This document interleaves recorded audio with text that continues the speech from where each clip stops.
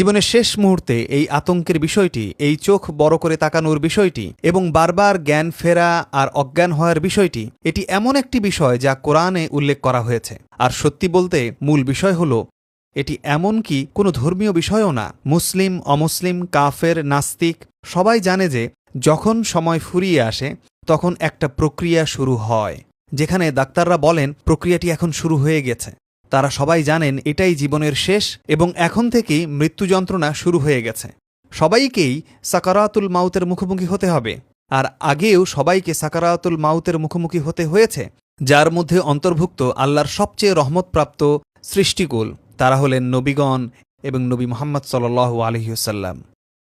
আয়েশা রাদিয়াল্লাহু আনহা বলেছেন, রাসূল সাল্লাল্লাহু আলাইহি সাল্লাম তার জীবনের শেষ মুহূর্তগুলোতে আমার ঘরে ছিলেন, আর তার মাথা মুবারক আমার কোলে ছিল। আমি তার পাশে পানি রাখতাম, আর তিনি সেই পাত্র থেকে পানি নিতেন আর তার কাছে থাকা কাপড় দিয়ে মাথা ভেজাতেন। তিনি মাথা ভেজাচ্ছিলেন, তিনি উত্তাপ অনুভব করছিলেন, উনার গরম লাগছিল, তিনি ছিলেন জ্বরে আক্রান্ত। তখন তিনি কপাল ভেজাচ্ছিলেন আর বলছিলেন, লা ইলাহা ইল্লাল্লাহ আলা ইন্না লিল মাউতি সাকারাত, লা ইলাহা ইল্লাল্লাহ আলা ইন্না লিল মাউতি সাকারাত। আয়েশা রাদিয়াল্লাহু আনহা বললেন, তিনি এটাই বারবার বলছিলেন যতক্ষণ পর্যন্ত না কিছুক্ষণের জন্য তিনি নীরব হয়ে গেলেন। আর এরপর আমি তাকে বলতে শুনি, ফির রাফিকিল আ'লা, ফির রাফিকিল আ'লা। এটাই ছিল তার বলা শেষ কথা। এরপর তিনি ইন্তেকাল করেন, আর তার মাথা মুবারক আমার কোলে ছিল। সুতরাং তার উচ্চারিত সর্বশেষ বাক্যটি ছিল ফির রফিকিল আ'লা। রফিকিল আ'লা অর্থ কি? সবচেয়ে উঁচু আসমানে, তাই না? তো তিনি ফেরেশতাকে দেখতে পাচ্ছেন, আর ফেরেশতা তাকে বলছেন, আপনি কোথায় যেতে চান? রাসূল সাল্লাল্লাহু আলাইহি সাল্লাম বলছেন, আমি এখানে আর থাকতে চাই না, আমি উপরে যেতে চাই, ফির রফিকিল আ'লা। এটাই তার উচ্চারিত সর্বশেষ বাক্য। নবীদের কাছ থেকে এই অনুমতি চাওয়ার এই বিষয়টিতে আমরা পরে আসব। তবে মূল কথা হলো, এই বাক্যটি বলার কয়েক মিনিট আগে, হয়তোবা কয়েকদিন আগে থেকেই তিনি আরেকটি কথা বলছিলেন। সেই কথাটি কি? আলা ইন্না লিল মাউতি সাকারাত, আলা ইন্না লিল মাউতি সাকারাত। তিনি আমাদের উদ্দেশ্যে এটা বলেছেন। তিনি জানেন, কিন্তু তিনি চান আমরাও যেন জানি। তিনি জীবনের অন্তিম মুহূর্তগুলোতেও আমাদেরকে শিক্ষা দিচ্ছেন। তিনি চেয়েছেন আমরা যাতে উপকৃত হই, তিনি চেয়েছেন আমরা যাতে শিখি। তিনি আমাদের কি শেখাচ্ছেন? আলা অর্থ মনোযোগ দাও, আলা অর্থ নিশ্চয়ই, আমি কি বলছি খেয়াল করো। এটি একটি হরফুত তানবিহ। এর অর্থ আমি তোমাদেরকে কিছু বলছি, মনোযোগ দিয়ে শোনো। এটাই হলো আলা এর অর্থ। আলা অবশ্যই জেনে রাখো, নিশ্চয়ই মৃত্যুতে সাকারাত রয়েছে, মৃত্যুতে সাকারাত রয়েছে। কেন তিনি বারবার এটা পুনরাবৃত্তি করেছেন? কারণ বার্তাটি পৌঁছে দিতে হবে, যাতে এর জন্য প্রস্তুত হওয়া যায়। ইমাম গাজ্জালি মৃত্যু বিষয়ক তার বিখ্যাত গ্রন্থে একটি মন্তব্য করেছেন। ইমাম গাজ্জালি বলেন, যদি আমরা ধরেও নেই যে সাকারাত ছাড়া আত্মার জন্য আর কোনো শাস্তি, আতঙ্ক বা পরীক্ষা নেই, যদি আমাদেরকে শুধু সাকারাতের সম্মুখীনও হতে হতো, তবুও সারা জীবন ধরে এই সাকারাতের জন্য প্রস্তুতি গ্রহণই যথেষ্ট ছিল। অবশ্যই এটা সাকারাতের চেয়েও বেশি। কিন্তু ইমাম গাজ্জালি বলেছেন, যদি সাকারাত ছাড়া আর কিছুই না থাকত, কেবল সাকারাতই থাকত, তবে সারা জীবন ধরে এই সাকারাতের জন্য প্রস্তুতি গ্রহণই যথেষ্ট ছিল।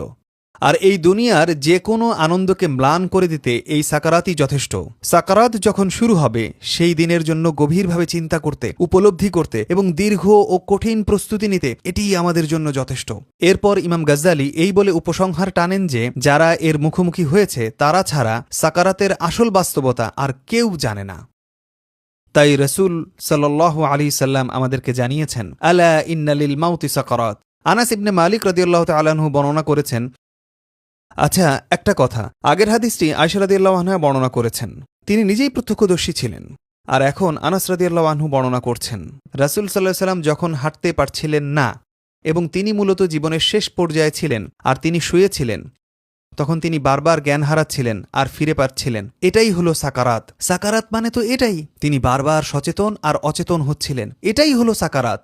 আর ফাতেমা রাদিয়াল্লাহু আনহা তার পাশেই বসেছিলেন। আনাস রাদিয়াল্লাহু তাআলা আনহু ছিলেন তার সেবক। তিনি তখন ছোট বালক, বয়স অল্প। তিনি সেই কক্ষেই ছিলেন, কারণ তখনও তিনি প্রাপ্তবয়স্ক হননি। তিনি সেই কক্ষেই ছিলেন, আর তিনি পেছনের দিকে ছিলেন। তিনি ছিলেন রাসূল সাল্লাল্লাহু আলাইহি সাল্লামের সেবক। রাসূল সাল্লাল্লাহু আলাইহি সাল্লামের কন্যা ফাতেমা রাদিয়াল্লাহু তাআলা আনহু এখানে উপস্থিত আছেন। তো আনাস রাদিয়াল্লাহু আনহু আমাদেরকে ফাতেমা রাদিয়াল্লাহু আনহার ঘটনা বলেছেন। অন্যদিকে আয়েশা রাদিয়াল্লাহু আনহা বর্ণনা করেছেন তিনি নিজে কি করেছেন আর কি বলেছেন সেটা। আর এখানে ফাতেমা রাদিয়াল্লাহু তাআলা আনহু আছেন ভিন্ন একটি একটি দৃশ্যপটে, সম্ভবত মৃত্যুর কয়েক ঘন্টা আগে। আর আনাস রাদিয়াল্লাহু তাআলা আনহু তখন সেই কক্ষেই ছিলেন। তো আনাস রাদিয়াল্লাহু তাআলা আনহু বলছেন যে ফাতেমা রাদিয়াল্লাহু তাআলা আনহু রাসূল সাল্লাল্লাহু আলাইহি ওয়াসাল্লামের বিছানার পাশেই ছিলেন, আর ফাতেমা রাদিয়াল্লাহু তাআলা আনহু বলছিলেন, وكرب أباه وكرب أباه। এটি খুবই উচ্চমানের আরবি, এটি অলঙ্কার শাস্ত্রের পাঠ্য। ওয়া কুরবা আবা এর কোনো অনুবাদ হয় না, মূলত এর অর্থ হলো আমার বাবার যন্ত্রণার জন্য আক্ষেপ।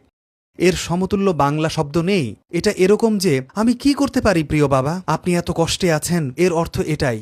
আমি কি করতে পারি যদি আমি কিছু করতে পারতাম, আমি কি করতে পারি আপনি এত কষ্টে আছেন। এটি একটি প্রকাশভঙ্গি, আধুনিক আরবরা এটা আর ব্যবহার করে না। ওয়া এরপর কিছু একটা, এটা হারিয়ে গেছে, এখন অন্য উপায়ে এটা বলা হয়। তবে ক্লাসিক্যাল আরবি ভাষায় এটি দিয়ে দুঃখ এবং যন্ত্রণা বোঝানো হতো। প্রিয় বাবা, আপনার এই কষ্টের কারণে আমি মর্মাহত। প্রিয় বাবা, আপনার এই যন্ত্রণাই আমাকে নিদারুণ কষ্ট আর মর্মপীড়া দিচ্ছে। তিনি মূলত এটাই বলেছেন। وكرب أباه। রাসূল সাল্লাল্লাহু আলাইহি সাল্লাম তখন অচেতন ছিলেন। তিনি জেগে উঠলেন এবং ফাতেমা রাদিয়াল্লাহু তাআলা আনহুকে এ কথা বলতে শুনলেন। তখন তিনি বললেন, يا فاطمة ليس على أبيك كرب بعد اليوم। ও ফাতেমা, আজকের পর থেকে তোমার বাবার জন্য আর কোনো যন্ত্রণা নেই। এটাই শেষ, এটাই শেষ যন্ত্রণা। ও ফাতেমা, আজই সকল যন্ত্রণার সমাপ্তি। তো নেককারদের জন্য সাকারাত হল যন্ত্রণার সমাপ্তি, এটাই শেষ। সুবহানাল্লাহ। খারাপ খবরের মাঝেই সুসংবাদ রয়েছে। খারাপ খবরটি হলো আমাদের সকলকেই সাকারাতের মুখোমুখি হতে হবে, কিন্তু নেককার ব্যক্তির জন্য সুখবর হলো সাকারাতই শেষ, একদম সর্বশেষ, চূড়ান্ত যন্ত্রণা, যার পর অনন্তকালের যন্ত্রণাহীন জীবন শুরু হবে। এরপর সব যন্ত্রণা শেষ।